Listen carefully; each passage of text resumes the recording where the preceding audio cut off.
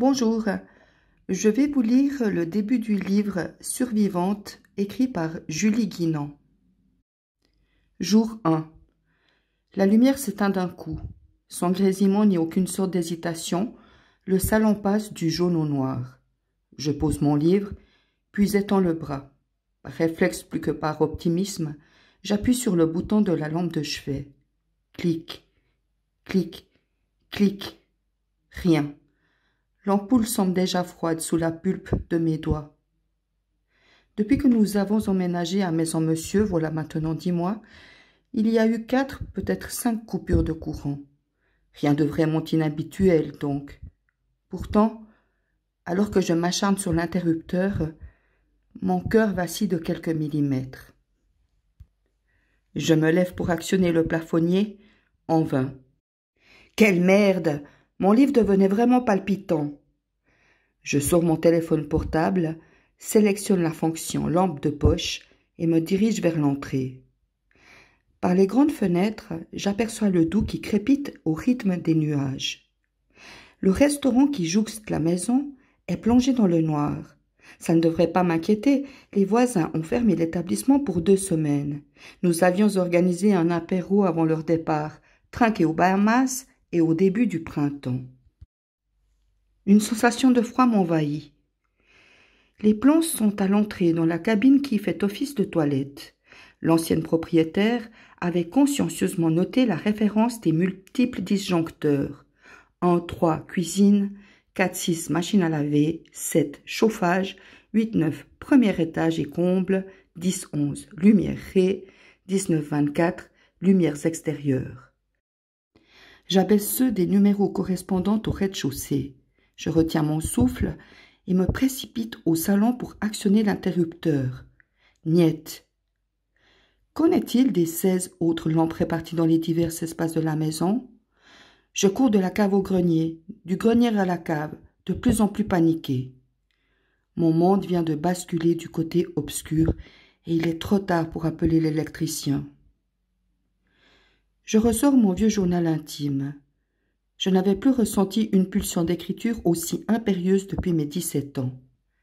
Puis j'enfile 3 pulls, les uns sur les autres, et m'enfouis sous mon duvet. Jour 2.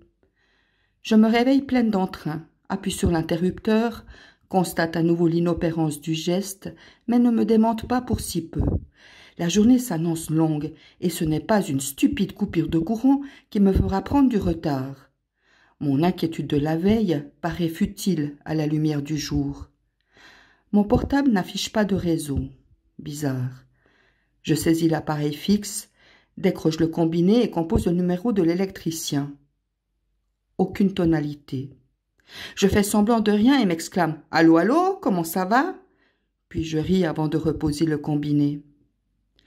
Ma bonne humeur résiste au mutisme de la machine à café, à celui de l'imprimante, de mon chargeur de téléphone.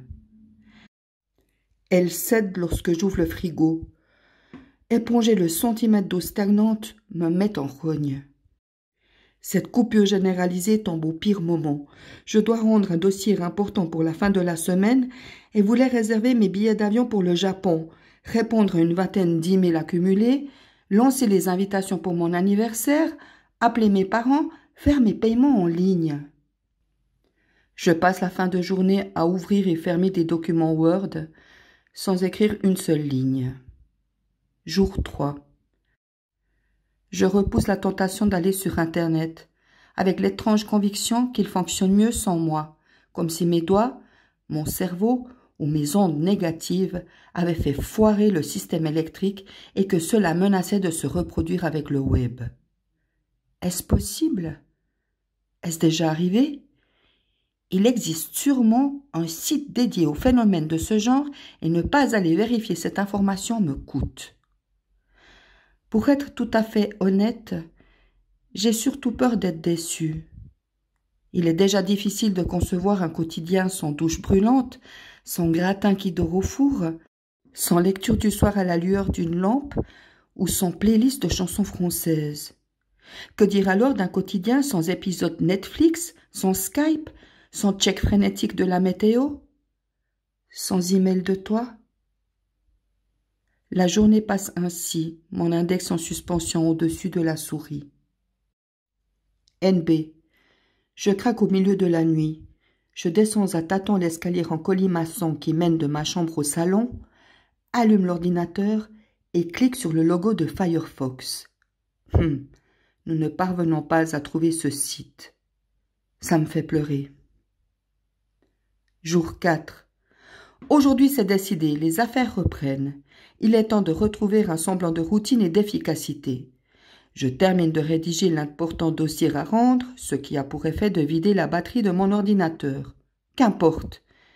Je tente de me remémorer les derniers emails reçus et rédige mes réponses sur du papier.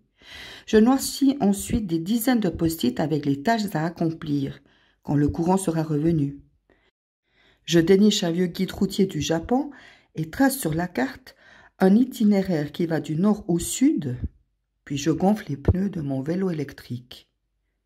Toutes les 20 minutes, je décroche le combiné du téléphone fixe.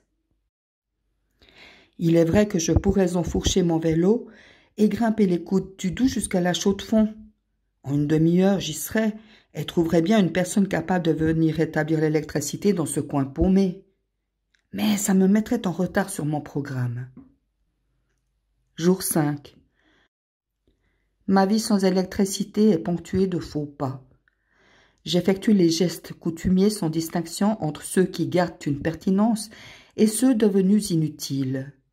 Je presse sur l'interrupteur de la lumière en entrant aux toilettes, pose la bouilloire sur la plaque invariablement froide, consulte mon téléphone déchargé, ouvre et referme le frigo, plaque mes mains contre le radiateur dans l'espoir de les réchauffer. Parfois, je ris de ces automatismes. Je reporte sans cesse le projet de me rendre en ville. De quoi ai-je peur exactement? NB. Liste d'inventions géniales qui auparavant ne l'étaient que moyennement à mes yeux. L'aspirateur, le lave-linge, la chaîne stéréo, le réfrigérateur, la cuisinière, la radio, l'eau chaude. Jour 6. Les forces me manquent. J'erre dans la maison. Envie de rien. On est dimanche et selon moi, la probabilité que l'électricité revienne un dimanche approche de 0. Le lundi me semble en revanche un jour propice au rétablissement de l'ordre. Je m'accroche à cette idée. Jour 7. Toujours aucun courant, pas de lumière ni d'eau chaude, et encore moins de réseau. Quelque chose cloche. Les voisins sont censés rentrer aujourd'hui de leurs vacances aux Bahamas. Je me poste au bord de la route cantonale aux aguets. Non seulement leur Honda n'apparaît pas au contour, mais je prends conscience qu'aucune voiture ne circule. Nous sommes pourtant lundi. Habituellement, et surtout à cette heure, un flot de voitures venues de France passe par ici. Pour la première fois depuis la panne d'électricité, le silence compact, presque absolu, me frappe. Cela fait une semaine que je n'ai vu personne. Il est 20 heures quand je redescends dans mon logis au bord du Doubs, avec un bref arrêt devant les boîtes aux lettres. Elles sont vides. Jour 8. Depuis quand les oiseaux ont-ils cessé de chanter? Jour 9. Je ne suis pas d'un naturel pessimiste. Pourtant, j'ai parfois imaginé des scénarios de fin du monde en me demandant comment je réagirais, quelles forces nouvelles je me découvrirais, à quelles actions mon instinct de survie me pousserait. Je m'attendais à beaucoup de choses. L'état de choc et l'hébétude qui s'ensuit, le froid, le silence, la peur, le manque. Je m'attendais à beaucoup de choses, mais pas à ça. J'ai dans le ventre les mêmes papillons que lors de mon premier coup de foudre amoureux. Jour 10. Journée horriblement difficile. Grosse bouffée d'angoisse et accès de larmes. Mon estomac gargouille mais je n'ai pas faim. Envie de vomir. Et malgré les 3 pulls et les 2 duvets, j'ai très froid. Jour 11. J'ai d'étranges hallucinations auditives. J'entends mon portable vibrer, la sonnette de l'entrée retentir. Je perçois des pas dans l'escalier et me précipite à la cuisine quand la bouilloire se met à siffler dans mon imaginaire. Il faut pourtant se rendre à l'évidence. Il n'y a rien d'autre ici que le silence touffu et le craquement des bûches que j'enfourne à la chaîne pour faire fondre mon iceberg intérieur. NB. Je me réveille en hurlant et rêvais que je déambulais dans les rues d'une ville incendiée et parmi les décombres, la main de mon père. Jour 12. J'avais des a priori sur la fin du monde, sans doute inspirés des films catastrophes de mon adolescence. Elle ne pouvait survenir qu'à New York, de nuit, et va savoir pourquoi, le week-end. Ma fin du monde fantasmée incluait un ciel saturé de nuages noirs, des éclairs, un tremblement de terre, un effondrement des routes et des bâtiments, des cris, des klaxons. Ici, tout semble paisible. Les 5 bâtiments qui forment le hameau de Maison Monsieur, et dont 2 seulement sont occupés, tiennent parfaitement debout. La route, quoique déserte, serpente toujours son contre-haut. La forêt qui enrobe mon univers commence à verdir. Le dos est à peine froissé par le vent. Le ciel est saupoudré de nuages. Aurais-je tout inventé? NB. Je n'arrive plus à me souvenir du visage de mes parents. Je refuse de sortir l'album. De voir surgir parmi les photos de famille serait insupportable. Jour 13.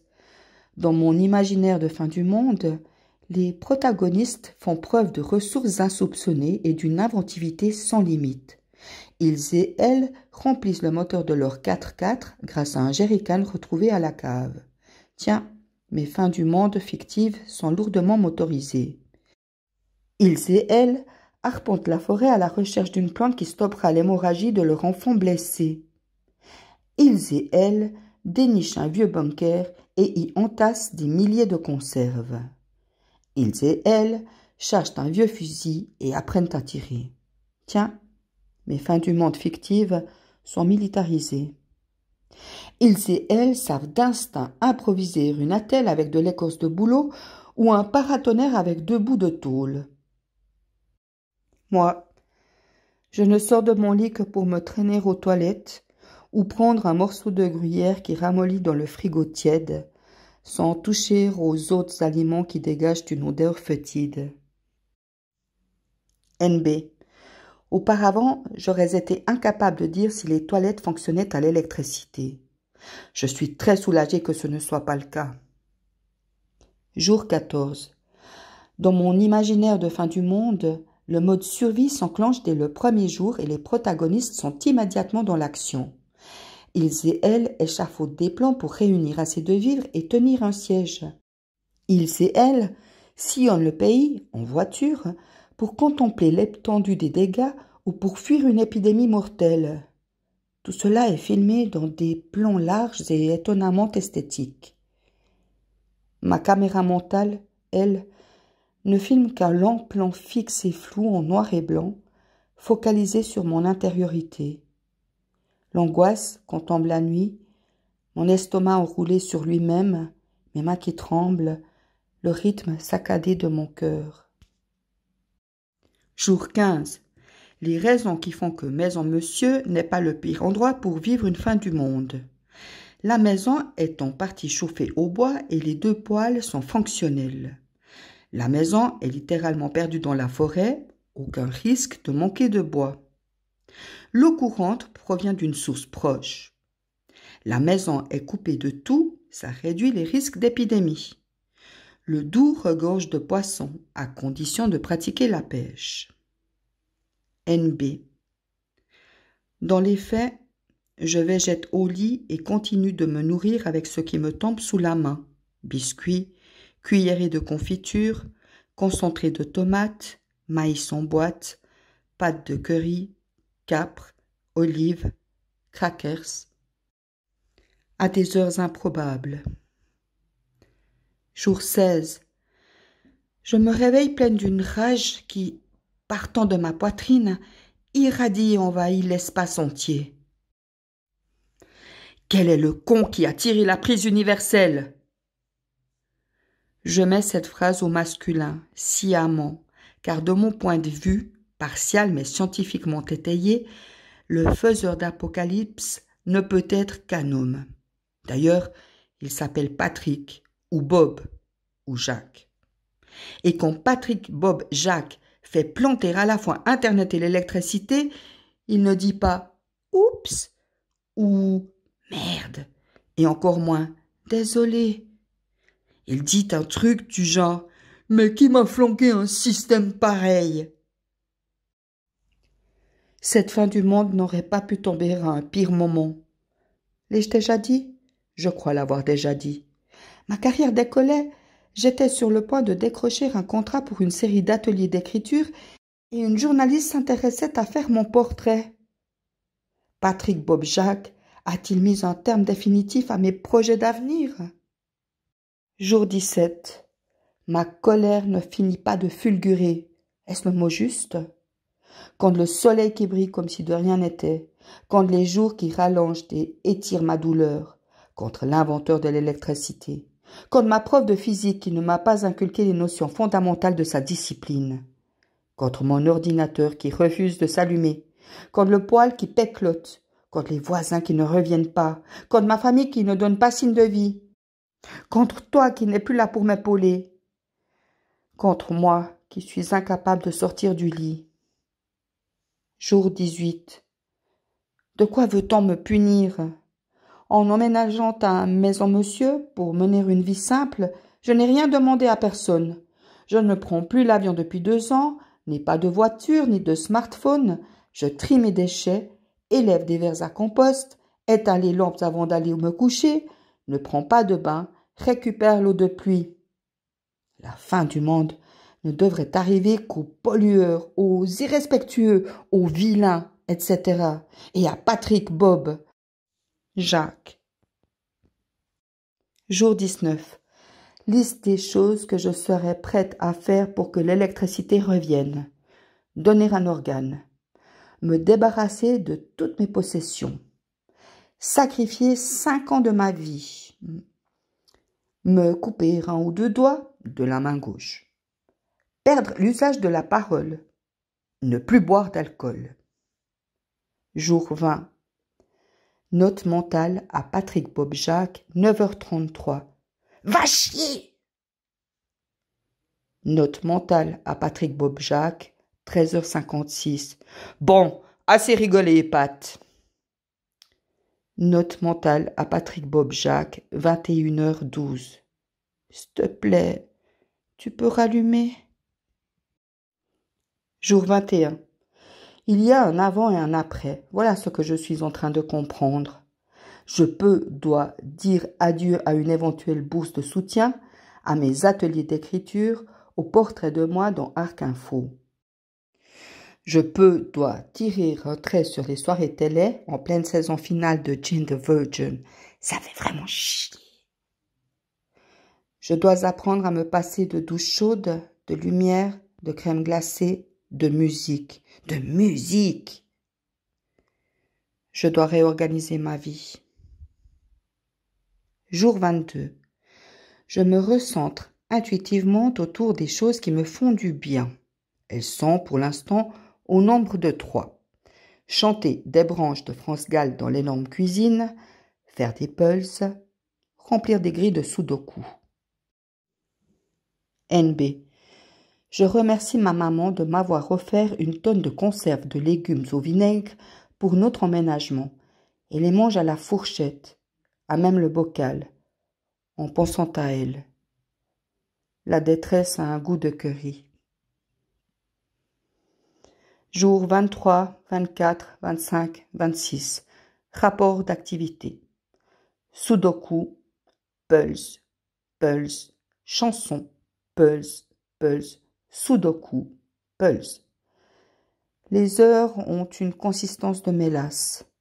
Le seul moyen de rendre l'existence tolérable est de prendre les choses minute par minute, pièce de pulse après pièce de pulse. NB. Je me réveille toutes les nuits à 23h35. Pourquoi? Je n'ai pas refait de cauchemar. Rien d'autre ne perturbe mon sommeil. Je n'ai pas besoin d'aller aux toilettes. J'ouvre les yeux. Je craque une allumette pour constater qu'il est 23h35, puis me rendors. Jour 27. Demain, j'aurai 30 ans. Un an de plus, 8 kilos en moins, des cheveux gras, le moral dans les chaussettes et une fin du monde qui pèse sur mes épaules. Jour 28. En regardant le calendrier qui trône sur mon bureau, je fonds en larmes. 30 ans. Étonnamment, quelque chose en moi se dénoue. Pleurer me fait du bien. J'enfile une veste, pousse la porte de la maison et pars me promener. Jour 29. Aujourd'hui comme hier, je me perds dans la forêt. Il fait beau et étonnamment chaud pour la saison. Les oiseaux n'ont pas repris leur chant. Sont-ils seulement encore vivants? Mais la nature est paisible. Je marche pendant des heures, sans penser ou presque. J'observe. Le sentier est bordé d'arbres déracinés. Il me semble qu'ils étaient déjà là auparavant, mais je n'en suis pas sûre. Le Doubs, parfois vert, parfois bleu, paraît couler à contre-courant.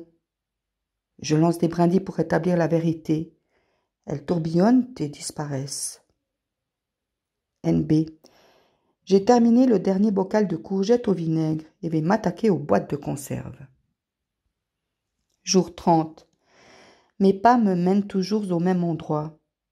Je longe la route principale, côté suisse, traverse la frontière à l'Arras, retourne en sens inverse de l'autre côté du Doubs, côté France, passe l'étang, la presqu'île, le Pierrier, les 2 îlots et m'arrête à la Guêpe. La Guêpe est une ancienne verrerie dont il ne reste qu'une percée entre les arbres et une plateforme en béton. C'est la raison pour laquelle je suis venue m'installer ici. Un carré d'herbes folles au bord de l'eau, une place de feu d'un diamètre honorable, le champ des grenouilles. La Guêpe était une des destinations de nos randonnées en famille, et de loin ma préférée. Lorsqu'on m'a proposé, en séance de thérapie, d'imaginer un lieu refuge, c'est immédiatement à la Guêpe que j'ai pensé. Je me suis vue étendue dans l'herbe, la tête à l'ombre d'un grand arbre, les pieds dans la lumière. Nous avions campé à la Guêpe, toi et moi, il y a quelques années, rêvant du jour où peut-être nous pourrions nous installer plus durablement dans les alentours. Est-ce le fait de revenir sur les lieux de mon enfance ou de savoir que personne ne m'observe? J'invente des jeux, imite le bruit d'une motocross sur le sentier étroit, caracole dans le pierrier, me tiens en équilibre sur un vieux tronc, prends les îlots d'assaut. Jour 31. Je me réveille de relativement bonne humeur. Il fait un grand feu dans le poêle de la cuisine. Une fois les braises tassées, je pose une grille par-dessus et mets à cuire de l'eau pour du thé. Ce geste simple me remplit de bonheur.